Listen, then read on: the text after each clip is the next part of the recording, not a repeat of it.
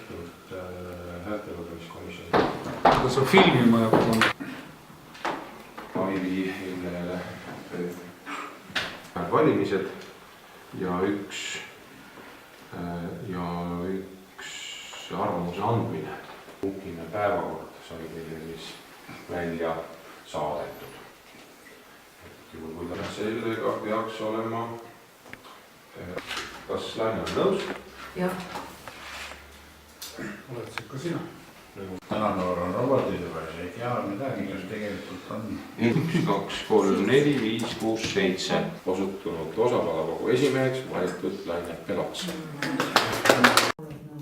Jah, olen nõus.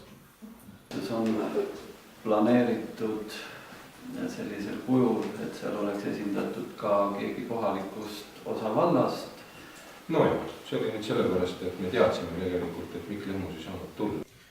Sega siin väga sütitada ei ole midagi, pigem tuleb tööd teha, sest ausalt öeldes ju tööd on ju sama palju, mis tuleb ära teha väiksemate inimeste arvuga. Ja palju sa näed siis oma valitsuses need ametnikke nüüd? Vaid on osavalla vanem, kes on ametnik ja temale alluvad siis selles kontoris töötavad inimesed ja sellist kollegiaalorganit ei ole, on suur vallavalitsus, mille liige siis on osavalla vallakogu, et sellisel juhul võiks otsustada, et siin piirkonnad peavad lihtsalt tegema oma valiku.